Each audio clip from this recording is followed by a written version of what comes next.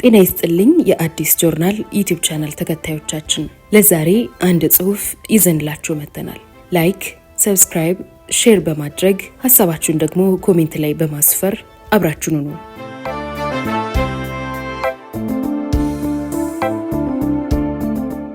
ተራሮችን ያንቀጠቀጠ ትውልድ ከሚለው የኢሃፓ የመጨረሻዎቹ ቀናትን በተከታታይ ክፍል እናቀርብላችኋለን። የበለሳው ዴሞክራሲያዊ ንቅናቄና የኢሃፓ ሰራዊት መበተን በክፍሉ ኪዳኔ ክፍል 1።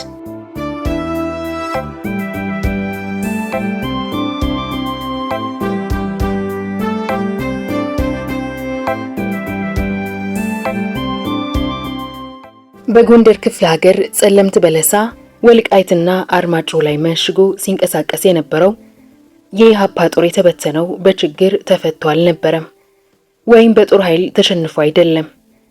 ትላልቅ ስልጣኔዎች ሲከስሙ፣ ሀያል የጦር ኃይሎች ሲወድቁ፣ ግዙፍ ተቋማት ሲፈራርሱ አእምሮን ደጋግሞ የሚያስጨንቀው ለምን እና እንዴት የሚለው ጥያቄ ነው። ችግሩ ለጥያቄው መልስ ማግኘቱ ላይሆን ይችላል። ችግሩ መልሱ ራሱ እንቆቅልሽ ሲሆን ነው።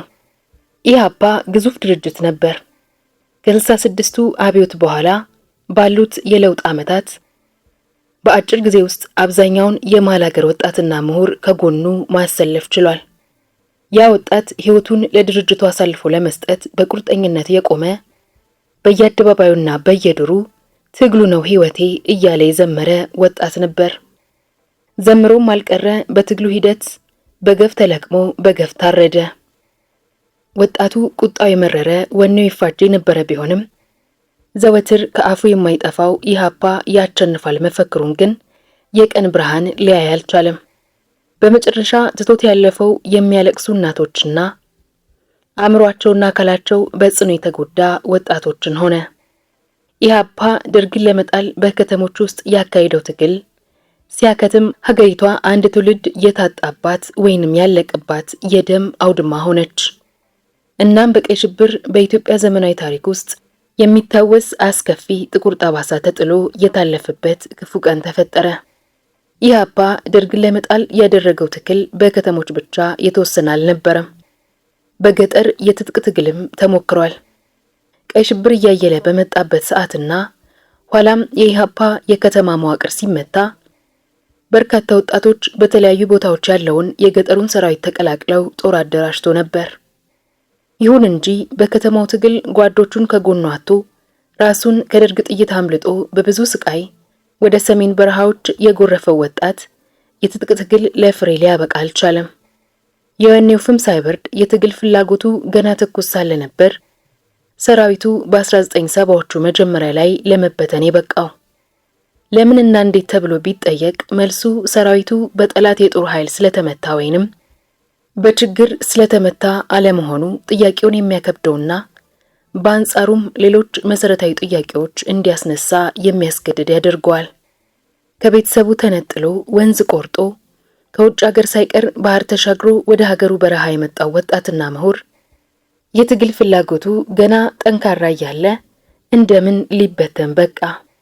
በዚህ መጽሐፍ በኢትዮጵያ አብዮት ታሪክ ውስጥ ትልቅ ሚና የተጫወተው የቅርብ ጊዜ ታሪካችን ክፉ ጠባሳ ከስሙ ጋር አብሮ የሚታወስ የአንድ ትልቅ የፖለቲካ ድርጅት የመጨረሻ ቀናትን እንመለከታለን። ኢሃፓ እንደ አንድ ትልቅ ድርጅት ህልውናቸውን ያጣባቸው የመጨረሻዎቹ ቀናት በሰሜን በረሃዎች ያሳለፋቸው ጥቂት ዓመታት ናቸው። እዚህ የተፈጠሩትና ድርጅቱን እንዲፈራርስ ያበቁት ክስተቶች አወዳደቁን ብቻ ሳይሆን አጠቃላይ መልኩን የሚያሳዩ ትላልቅ ጥያቄዎችን የሚያነሱ የሚመስሉም ናቸው። ኢሃፓ በመጀመሪያ ስሙ ኢሃድ የኢትዮጵያ ሕዝቦች አርነት ድርጅት ተብሎ በተለያዩ የዓለም ክፍሎች ተደራጅተው በነበሩ ለውጥ ፈላጊ ኢትዮጵያውያን ተማሪዎች አማካኝነት በ1964 ዓ.ም በበርሊን ከተማ በተደረገው ጉባኤ ሲመሰረት ዓላማው አድርጎ የተነሳው የኃይለ ሥላሴን መንግስት በትጥቅ ትግል መጣል ነበር። የትግሉ መነሻና ዋናኛ ዓላማ የአርሶ አደሩን የመሬት ጥያቄ መመለስና መሬት ላራሹን እውን ማድረግ ሲሆን ይህን ዓላማ ማሳካት እንዲቻል የትጥቅ ትግሉን አርሶ አደሩ በሚገኝበት የሀገሪቱ የገጠር ክፍል መጀመርና ማካሄድ እንዳለበት ጉባኤው ወሰነ። የድርጅቱ የትጥቅ ትግል ስልትም በገጠር ጀምሮ እያደገ ወደ ከተሞች የሚሰፋ የተራዘመ የገጠር ትጥቅ ትግል ስልት እንዲሆን ተደረገ።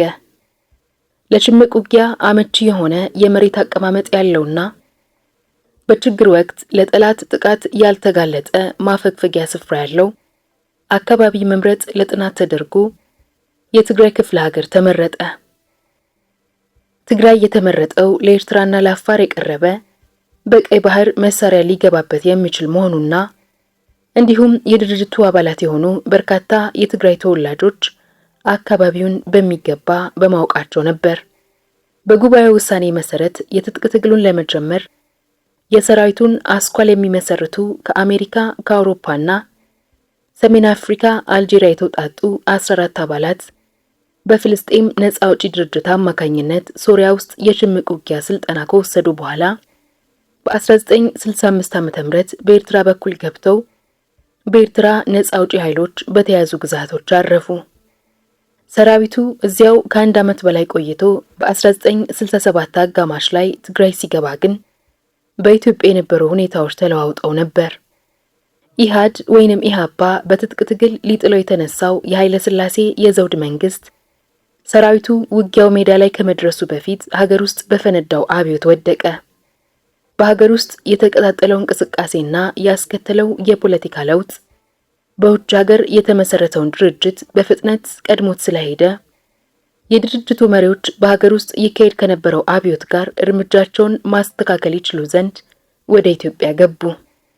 እንደ ገቡም መዋቅር የመዘርጋትና ኃይል የማሰባሰቡን ስራ ተያያዙት።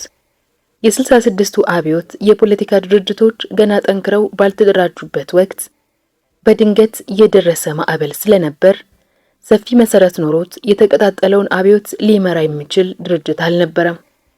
ስለዚህ ኢሃፓ በፍጥነት ራሱን አጠናክሮ መሪ ድርጅት ለመሆን በወሰደው ያልተረጋጋ እርምጃ የአቋም አንድነታቸውንና ልዩነታቸውን አንጥረው ያላወጡ የተለያየ እምነትና ፍላጎት ያላቸው ቡድኖች እንዲያቅፍ የተደረገበት ሁኔታ ተፈጠረ።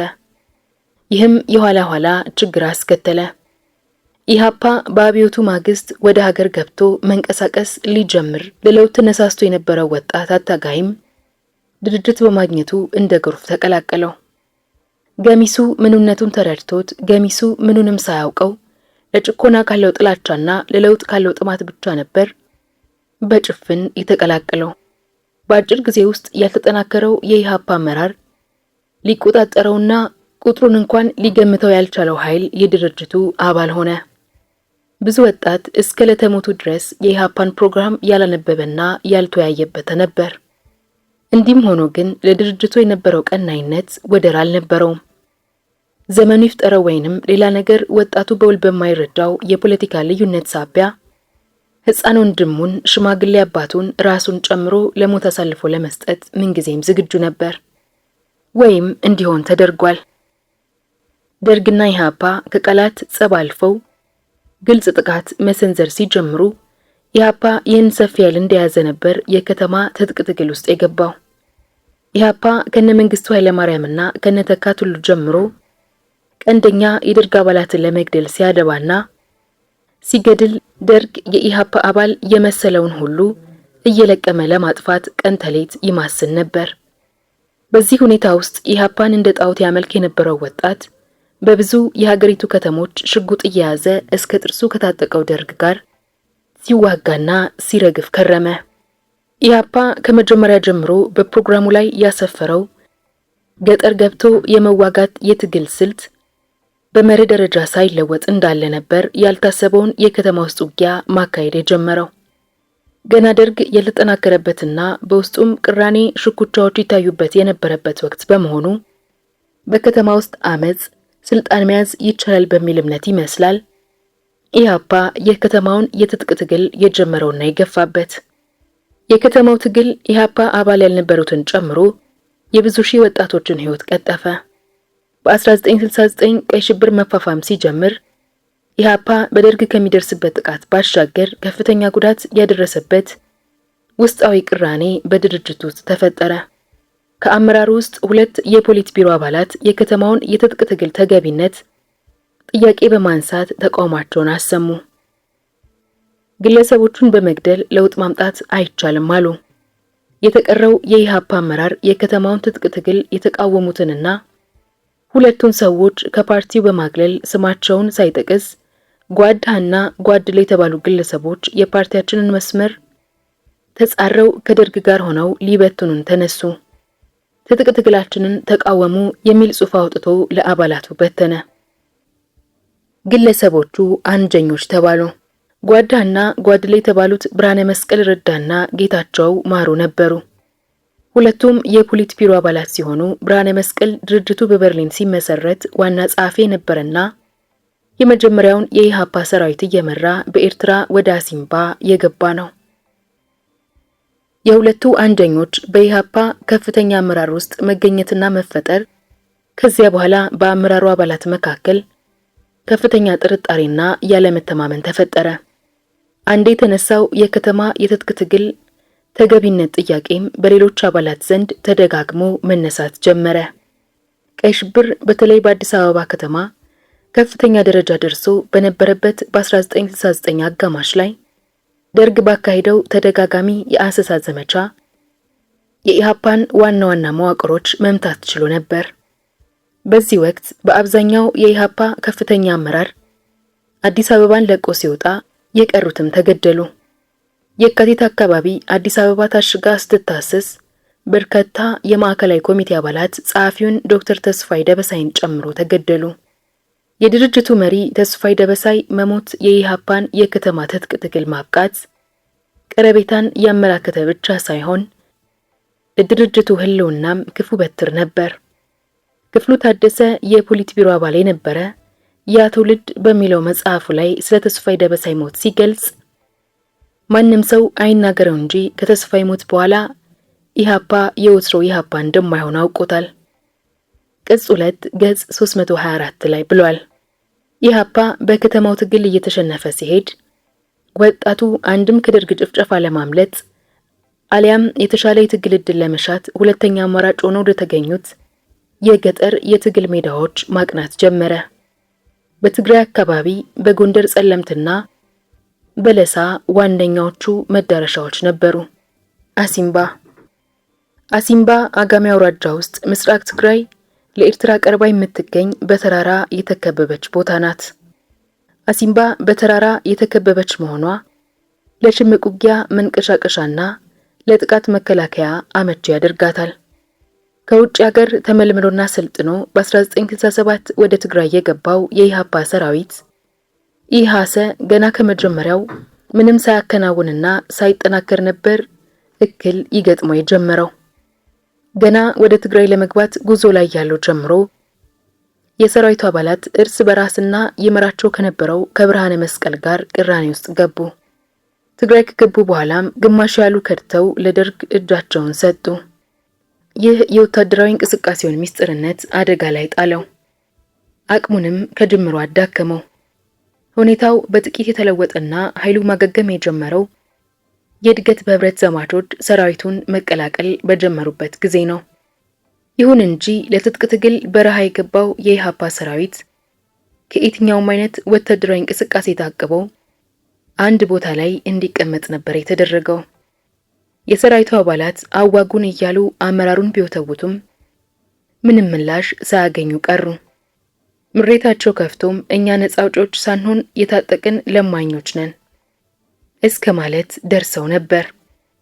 ይህንን ለማለት የተገደዱት ታጥቀው ሳለ ከመዋጋት ይልቅ በአንድ ቦታ ተቀምጠው ከገበሬው እህል እየለመኑ እንዲበሉ በመደረጋቸው ነበር። በ1968 ዘሩ ክህሽን የፖሊት ቢሮ አባል ወደ አካባቢው ሲሄድ የሰራዊቱ አባላት እንዳይዋጉ መመሪያ እንደተሰጣቸውና ይህም መመሪያ ከብርሃነ መስቀል እንደተላለፈ አቤቱታቸውን አሰምተዋል። ከዚህ በኋላ ሁኔታው በጥቂቱ ተለወጠ። በእነዚህ ዓመታት ከሁሉም ይልቅ ተዋጊውን ከልብ ያሳዘነውና ተስፋውን ያሳሳበት ሁኔታ ከዋና አመራር ጋር ምንም አይነት ግንኙነት የሌለው መሆኑ ነው። ይህ በሰራዊቱ ዘንድ የመረሳት ስሜት አሳደረ። እናም የኢሃፓን ኦፊሴላዊ የትጥቅ ትግል ስልት ጥያቄ ላይ ጣለው። የከተማውን ውጊያ በዋነኝነት ይመሩ ከነበሩት የኢሃፓ ከፍተኛ አመራሮች አንዱ የነበረው ክፍሉ ታደሰ በቅርቡ በጻፈው መጽሐፉ ላይ በወቅቱ ሰራዊቱን አስመልክቶ ስለነበረው ሁኔታ እውነታውን እንዲህ ሲል ገልጿል። ሰራዊቱ ከፓርቲው አመራር ጋር ግንኙነት ስለተቋረጠበት የተተወና የተዘነጋ ስለመሰለው ጥልቅ የተስፋ መቁረጥ ስሜት አደረበት። አንዳንድ የሰራዊቱ አባላትም የኢሃፓ ማዕከላዊ ኮሚቴ በትጥቅ ትግሉ ላይ ያለውን ትክክለኛ እምነት በመጠራጠር ጥያቄ አቀረቡ። ያ ትውልድ ቅጽ 2 ገጽ 166 እስከ 167። በከተሞች ውስጥ ይካሄድ የነበረው ትግል እየተጧጧፈ መጥቶና የአመራሩ ዋነኛ አትኩሮት በእሱ ላይ የሆነ ሄዶ የገጠሩ ትጥቅ ትግል ጭራሹኑ ተረሳ። ፓርቲው ድጋፍም ሆነ አመራር ሊሰጠው አልቻለም። ኢሃፓ በከተማው ትጥቅ ትግል እስከ ተሸነፈበት ጊዜ ድረስ በአሲምባ የነበረው አመራር ከሞላ ገደል ሁሉንም ነገር በራሱ ነበር የሚፈጽመው። ሰራዊቱ ወታደራዊ ህይወቱ ብቻ ሳይሆን ፖለቲካዊ ህይወቱም የተዳከመ ነበር። በከተሞች ውስጥ ትንቅንቁና የፖለቲካ ክርክሩ እንዲያሲገን በገጠሩ ያለው ሰራዊት በወቅታዊ ጉዳዮች ላይ ምንም አይነት ውይይት አያደርግም። የመነጋገሪያ መድረኮችም አልተከፈቱለትም። ይህም ብቻ ሳይሆን የነበረው የፖለቲካ አጀንዳ ውስን ነው። ለዓመታት የነበረው የመወያያ አጀንዳ አዲሱ ዴሞክራሲያዊ አብዮት ነበር። አንድ ኢሃፓን ከጅምሩ የተቀላቀለ ሰው ዛሬ እንደሚያስታውሰው ወደ ኢሃፓ ስገባ አዲሱ ዴሞክራሲያዊ አብዮት ላይ ተወያይቻለሁ። ሰራዊቱ ተበትኖ ከኢሃፓ ሲወጣ አዲሱ ዴሞክራሲያዊ አብዮት ላይ ውይይት ይደረግ ነበር።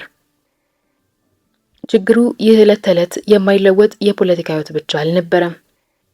የአመራሩ ዴሞክራቲክ አለመሆንም ቀስ በቀስ እያየለ መጣ። ሰራዊቱ ያለምንም ተግባር ከመቀመጡ ባሻገር ተቃውሞውን በግልጽ የሚያቀርብበት ሁኔታም አልነበረም። ኃላፊዎች በትውውቅና በጓደኝነት ይሰጡ ነበርና ሌላው በራሱ ድርጅት ውስጥ ባይተዋር የሚሆንበት ሁኔታ ተፈጠረ። የሁኔታዎችን መባባስ የሚያመላክቱት የስለላና የአፈና መዋቅሮች ተዘረጉ።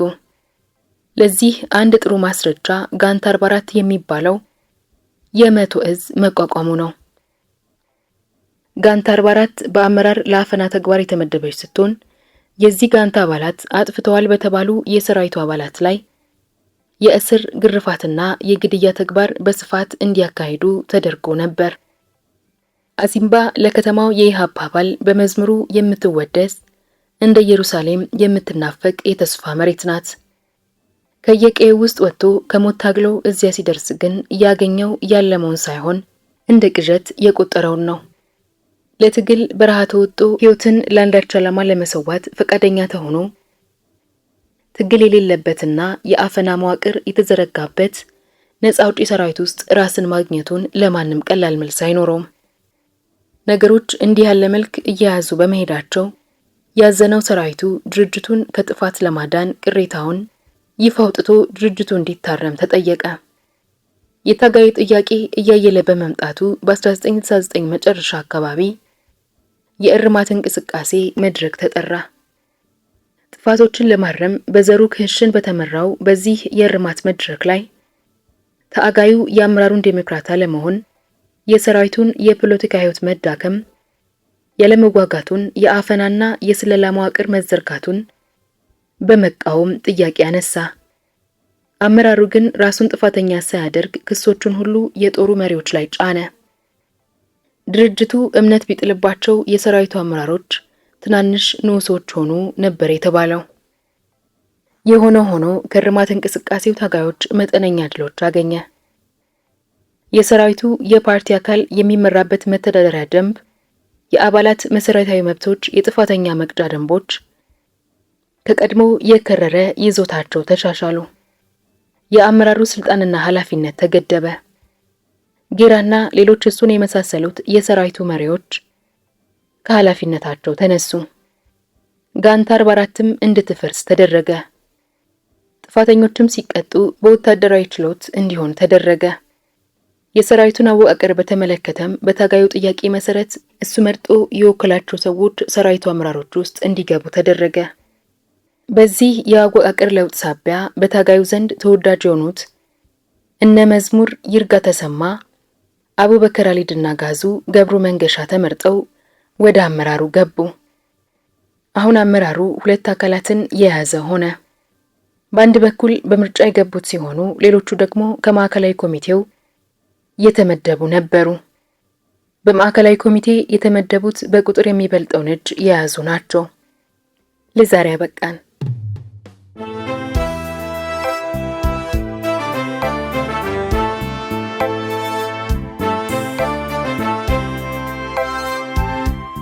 የዛሬ ታሪካችን እንዴት ነበር? ከወደዳችሁት ላይክ አድርጉ። ሐሳባችሁን ኮሜንት ላይ አስቀምጡልን። ሰብስክራይብ ማድረጋችሁንም እንዳትረሱ።